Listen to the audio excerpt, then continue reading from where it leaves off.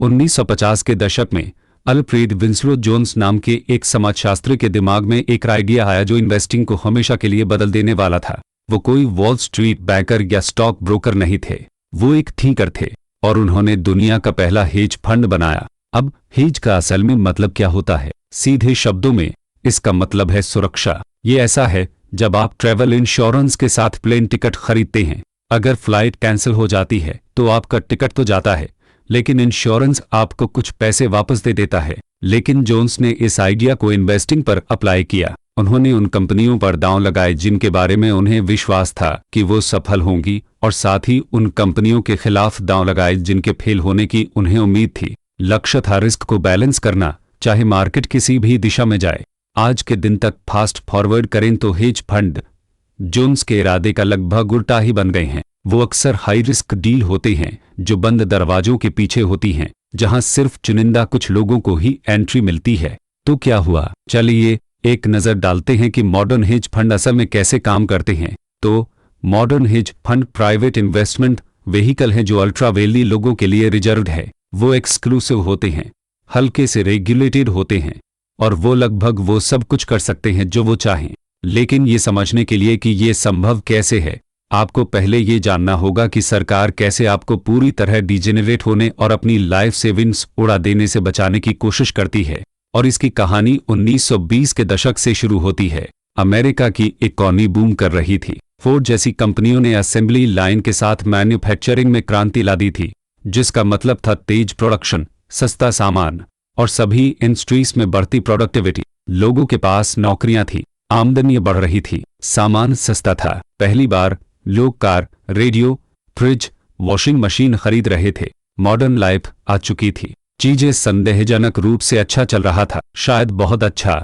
Investing America का national sport बन गया। हर कोई स्टॉक मार्केट में कूद रहा था, जैसे कि ये अमीर बनने की गारंटीड राह हो। लोग स्टॉक खरीदने के लिए पैसे उधार ले रहे थे। इनसाइडर ट्रेडिंग थी का कंपनियों या प्राइस मैनिपुलेशन के बारे में कोई नियम नहीं थे। कोई नहीं चेक करता था कि जिस कंपनी के आपने स्टॉक खरीदे हैं वो असल में है भी या नहीं। ये एक कैसीनो था। लोग बस इस आइडिया के साथ चल रहे थे कि मार्केट हमेशा ऊपर ही जाएगा। फिर आया अक्टूबर 1929। लोगों को एहसास हुआ कि वो मैजिक पिक्सी डस्ट में इन्वेस्ट कर रहे थे, इसलिए उन्होंने पैनिक सेलिंग शुरू कर दी। अगले कुछ सालों में मार्केट ने अपनी वैल्यू का लगभग 90% खो दिया। बैंक फेल हो गए, बिजनेस बंद हो गए, लाखों लोगों की लाइफ सेविंग्स डूब गईं।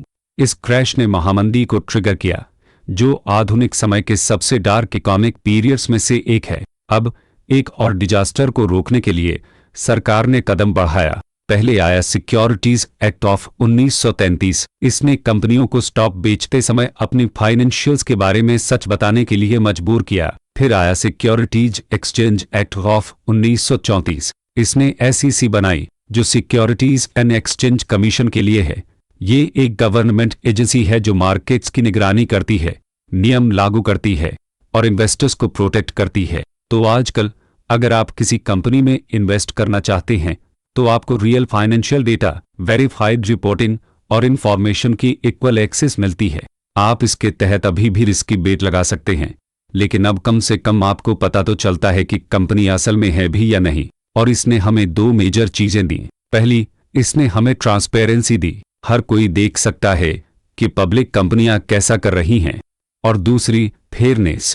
हर कोई एक ही मैदान पर खेलता है, तो अगर हर कोई फेयर प्ले करे तो आप आगे कैसे निकलेंगे? खैर, उन टूल्स का इस्तेमाल करके जो हर कोई इस्तेमाल नहीं कर रहा, उन स्किल्स को बनाकर जो हर किसी के पास नहीं है। ठीक है, चलिए अच्छी चीजों में गहराई से जाते हैं। मॉडर्न डे हेज फंड्स में आपका स्वागत है।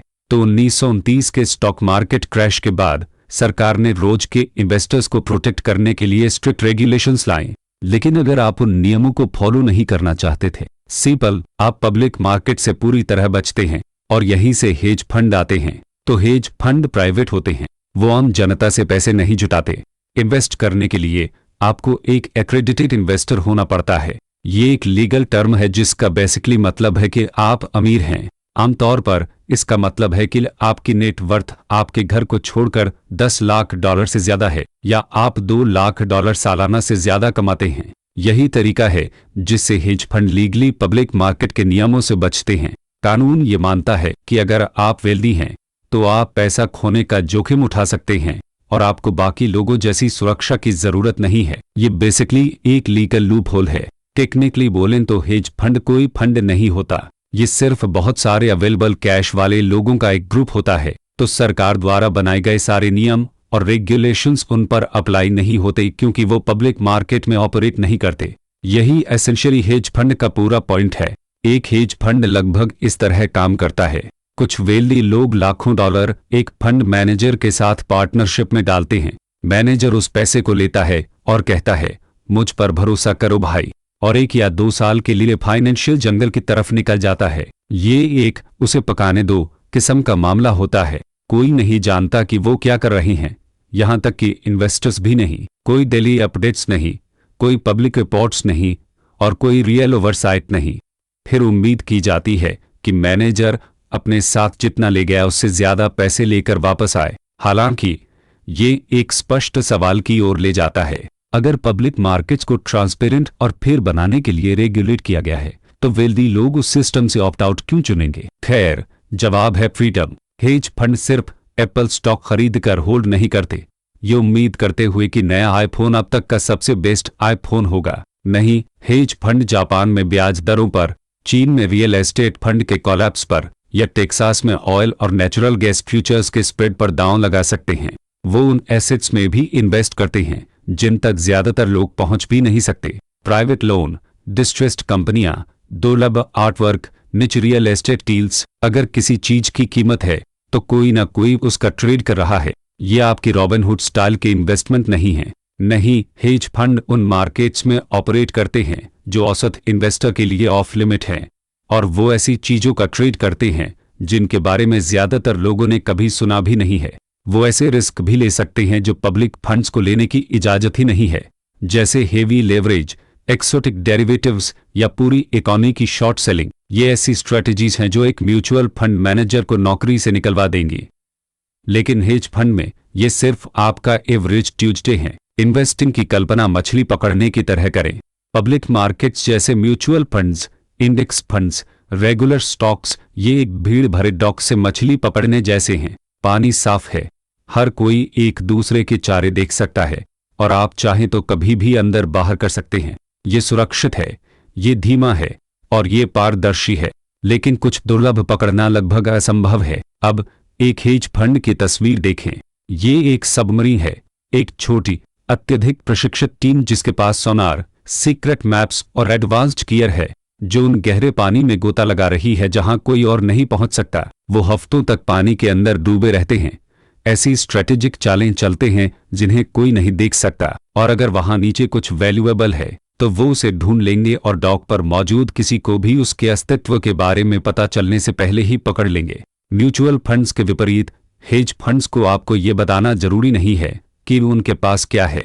उन पर ये डिस्क्लोज करने का कोई दायित्व नहीं है कि वो क्या खरीद रहे हैं, उन्होंने कितना खरीदा है या उन्होंने कब बेचा है। पहली बात तो ये कि वो नहीं चाहते कि उनके कॉम्पिटिटर्स उनके ट्रेड्स को कॉपी करें। हेज फंड्स रिसर्च और मॉडल्स डेवलप करने पर लाखों खर्च करते हैं। अगर उनकी चालें पब्लिक हो जाए तो दूसरे लोग फ्री में उनकी स्ट्रैटेजी को कॉपी पेस्ट कर सकते हैं। दूसरा, मार्केट इम्पैक्ट मैटर करता है। अगर लोगों को पता चल जाए कि कोई हेज फंड किसी खास स्टॉक या एसेट को खरीद रहा है तो फंड के खरीद पूरा करने से पहले ही प्राइस स्पाइक कर सकती है, जिससे उनके परफॉर्मेंस को नुकसान पहुंचता है। सेलिंग के साथ भी यही सच है। अगर दूसरे इन्वेस्टर्स को किसी हेज फंड के एग्जिट का पता चल जाए तो ये पैनिक सेल ट्रिगर कर सकता है। फिर तरलता का मुद्दा है।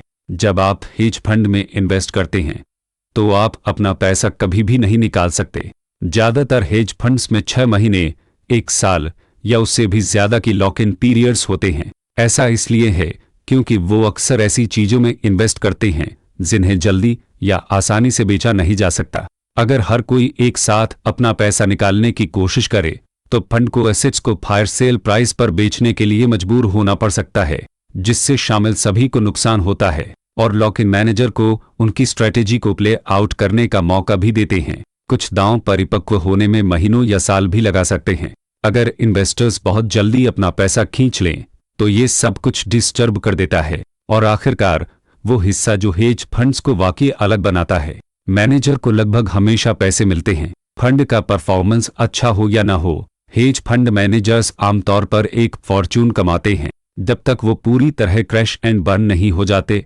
वो मैसिव फीस वसूलते हैं, जो हमें सीधे हेज फंड वर्ल्ड के सबसे कंट्रोवर्शियल पहलुओं में से एक की ओर ले जाता है, और वो है 2 and 20 रूल। तो लगभग हर हेज फंड के दिल में कुछ होता है जिसे 2 and 20 फी स्ट्रक्चर कहते हैं। ये स्टैंडर्ड कंपनसेशन मॉडल है जिसने कई हेज फंड मैनेजर्स को अरबपति बना दिया है, तब भी जब उनके इन्वेस्टर्स निराश होकर चले जाते हैं। तो ये कैसे काम करता है? 2% मैनेजमेंट फी के लिए है और 20% परफॉर्मेंस फी के लिए है। कागज पर ये ज्यादा बुरा नहीं लग सकता, लेकिन जब आप असल नंबर्स देखते हैं तो ये आसानी से समझ आ जाता है कि ये सिस्टम मैनेजर्स के लिए कितना अविश्वसनीय रूप से लाभदायक है। चाहे फंड पैसा कमाए या पैसा गवाए, मैनेजर सिर्फ एसेट्स मैनेज करने के लिए ही वो 2% वसूलता है। ये एक सब्सक्रिप्शन फी की तरह है, लेकिन नेटफ्लिक्स को महीने के $10 देने के बजाय आप सिर्फ अपने पैसे को कमरे में रखवाने के लिए लाखों दे रहे होते हैं। तो चलिए इसे कुछ रियल नंबर्स में देखते हैं। अगर एक हेज फंड $1 अरब मैनेज करता है तो सिर्फ उस 2% मैनेजमेंट फी से ही $20 लाख सालाना आ जाता है। ये फंड के प्रॉफिट में एक भी डॉलर बनाने से पहले ही होता है। उन सालों में भी जब फंड पैसा गवाता है तब भी मैनेजर पूरा 2% लेता है। हेज फंड मैनेजर्स को फंड द्वारा कमाए गए किसी भी प्रॉफिट का 20% भी लेने को मिलता है। तो अगर फंड का साल बहुत अच्छा रहा और उसने इन्वेस्टर्स के लिए $10 करोड़ रिटर्न कमाया, तो मैनेजर उसमें से $20 लाख अपनी जेब में रख लेता है। तो दोनों को मिलाएं, 2% मैनेजमेंट फी और 20% परफॉर्मेंस कट, और आपके पास एक कंपेंसेशन मॉडल है जहां टोटल डिजास्टर के अलावा लगभग किसी भी आउटकम में फंड मैनेजर अमीर बन जाता है। और यहाँ किकर है, इन्वेस्टर सारा रिस्क लेता है जबकि मैनेजर गारंटीड इनकम के साथ चला जाता है।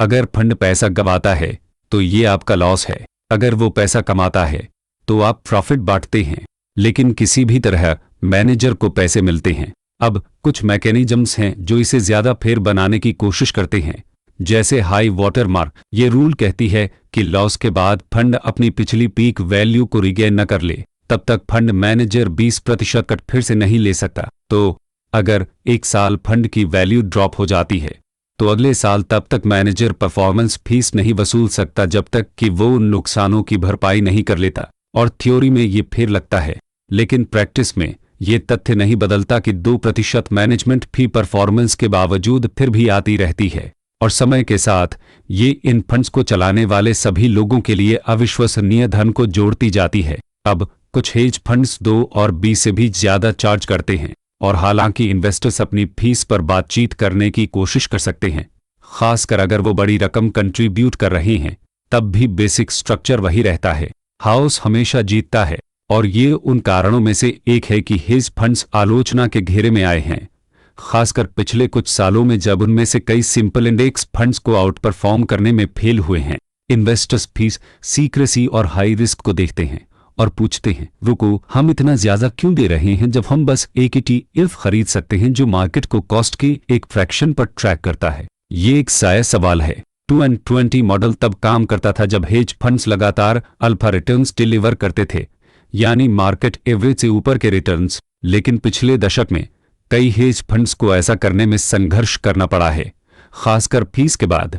फिर भी इस सब के बावजूद hedge funds wealthy individuals, pension funds, endowments और इंस्टीट्यूशन से अरबों जुटाते रहते हैं। क्योंकि हालांकि परफॉर्मेंस असंगत हो सकती है, एक्सेस, एक्सक्लूसिविटी और एसिमेट्रिक रिटर्न्स की संभावना अभी भी अभिजात वर्ग को आकर्षित करती है, और क्योंकि अल्ट्रा वेल्दी के लिए हेज फंड सिर्फ फाइनेंशियल परफॉर्मेंस से कुछ ज्यादा ऑफर करते हैं, जो हमें हमारे आज के फाइनल सवाल की ओर लाता है। अगर hedge funds high risk, high fee हैं और अक्सर अंडर परफॉर्म करते हैं, तो अमीर लोग फिर भी वापस क्यों आते रहते हैं? अल्फ्रेड जोन्स की दुनिया में हेज फंड रिस्क को मिनिमाइज करने की एक स्ट्रेटेजी थे, लेकिन आज हेज फंड अमीर लोगों के लिए एक प्राइवेट क्लब की तरह है।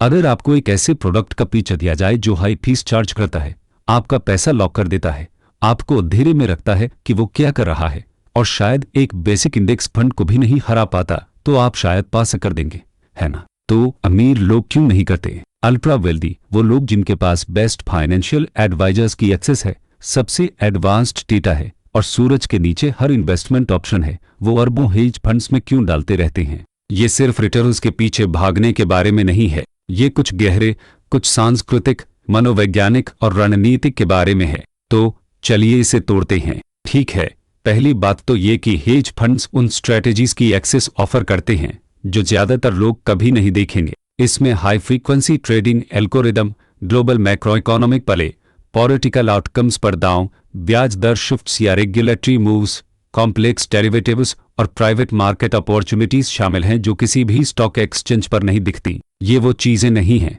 जो आप अपने ऑनलाइन ब्रोकरेज अकाउंट से खरीद सकते हैं। हेज फंड मार्केट के उन हिस्सों में ऑपरेट करते हैं जो अक्सर ट्रेडिशनल इन्वेस्टर्स की पहुंच से बाहर होते हैं, और वही एक्सक्लूसिविटी इसके अपील का हिस्सा है। अल्ट्रा वेल्दी के लिए इन्वेस्टिंग सिर्फ 6 या 7% सालाना कमाने के बारे में नहीं है, ये उन चीजों तक पहुंच हासिल करने के बारे में है जिन्हें इंडेक्स नहीं किया जा सकता। हेज फंड उन कुछ जगहों में से हैं जहां एसिमेट्रिक रिस्क होता है, और ये वो किस्म का है जहां आप $1 का रिस्क लेकर $10 कमाते हैं। ज्यादातर ऐसे अवसर पब्लिक मार्केट्स में अब नहीं रहे। हेज फंड्स वो अभी भी उन्हीं की तलाश में रहते हैं। फिर टाइम और कन्वीनियंस का मुद्दा है। कई वेल्दी इंडिविजुअल्स के लिए फुल टाइम पोर्टफोलियो मैनेज करना प्रैक्टिकल नहीं होता। हेज फंड्स उन्हें यूनिक अवसर ढूंढने की जिम्मेदारी किसी और को ऑफलोड करने देते हैं। वो सिर्फ रिटर्न्स के लिए नहीं बल्कि मेंटल बैंडविड्थ के लिए भी पैसे दे रहे होते हैं। इसे ऐसे समझिए, हेज फंड्स एक प्राइवेट शेफ की फाइनेंशियल समकक्ष हैं। क्या आप अपना खाना खुद बना सकते हैं? बेशक बना सकते हैं, लेकिन क्या वो उतना अच्छा होगा जितना कि एक 5 स्टार किचन में ट्रेंड किसी शेफ का जिसकी रेयर इंग्रेडिएंट्स तक पहुंच हो? शायद नहीं। इसके बाद नेटवर्किंग और सोशल कैपिटल, ये हेज फंड्स की हिडन वैल्यू है और शायद सबसे महत्वपूर्ण हिस्सा। हेज फंड्स प्राइवेट क्लब्स की तरह ऑपरेट करते हैं। इनमें एंट्री का मतलब है दूसरे इन्वेस्टर्स तक पहुंच, strategic relationships, insider deal flow और सोशल पोजीशनिंग। एक टॉप टियर हेज फंड में लिमिटेड पार्टनर होना सिर्फ एक इन्वेस्टमेंट डिसीजन नहीं है, ये एक बैच है। ये कहता है मेरी एक्सेस है, मैं इस सर्कल का हिस्सा हूं, मुझे दुनिया के बाकी लोगों से पहले चीजें सुनने को मिलती हैं। आपको ये किसी ब्रोकरेज ऐप पर नहीं मिलेगा। इसके अलावा रिस्क डाइवर्सिफिकेशन भी है। वेल्दी इन्वेस्टर्स के पास पहले से ही real estate, stocks, private equity, art, शायद उनका खुद का बिजनेस होता है। हेज फंड्स में एक हिस्सा लगाना जिनकी स्ट्रेटेजीज मार्केट की तरह नहीं चलती, रिस्क को थोड़ा फैलाने में मदद करता है। भले ही फंड अंडर परफॉर्म करे, ये ओवरऑल पोर्टफोलियो वोलेटिलिटी को कम कर सकता है, और कुछ के लिए ये उसके लायक है। फिर सांस्कृतिक पहलू है। हेज फंड्स में अभी भी एक खास मिस्टीक है ना? उन्हें मूवीज, हेडलाइंस और पॉप कल्चर में फाइनेंशियल एलीट के सीक्रेट वेपन के रूप में दिखाया जाता है। ये आइडिया कि आप अगले रेनेसां टेक्नोलॉजीज या सिटाडल से जुड़े हो सकते हैं जो सीक्रेट्स और साइंस के जरिए प्रॉफिट में अरबों जनरेट कर रहे हैं, शक्तिशाली है। और भले ही ज्यादातर हेज फंड सेंचुरी नहीं मारते, उम्मीद यही रहती है कि आप उसी में हैं जो मारता है। अंततः ये लेगेसी, पावर और स्टेटस के बारे में है।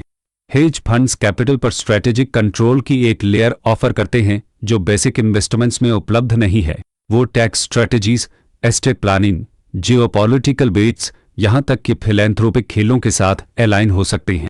हेज फंड का हिस्सा होने का मतलब है उस इकोसिस्टम का हिस्सा होना जहां धन बनाया, सुरक्षित किया और बंद दरवाजों के पीछे हिलाया जाता है। हेज फंड्स की शुरुआत रिस्क कम करने के तरीके के रूप में हुई थी। एक समाजशास्त्री का चतुर आइडिया जो मार्केट में डर और लालच को बैलेंस करना चाहता था, लेकिन समय के साथ वो कुछ बहुत अलग में विकसित हो गए। वो एक ऐसी दुनिया में ऑपरेट करते हैं जो ज्यादातर लोग कभी नहीं देखते। एक ऐसी दुनिया जहां कम नियम हैं, ज्यादा टूल्स हैं, ज्यादा रिवॉर्ड्स हैं, लेकिन ज्यादा रिस्क भी हैं। वो बड़ी जीत हासिल कर सकते हैं या बड़ा हार सकते हैं और रातों रात गायब हो सकते हैं, और फिर भी इस सब के बावजूद पैसा अंदर बहता रहता है।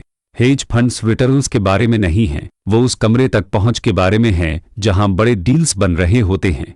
आप में से ज्यादातर के लिए वो कमरा पब्लिक मार्केट है, सुरक्षित, विनियमित और जानबूझकर पारदर्शी।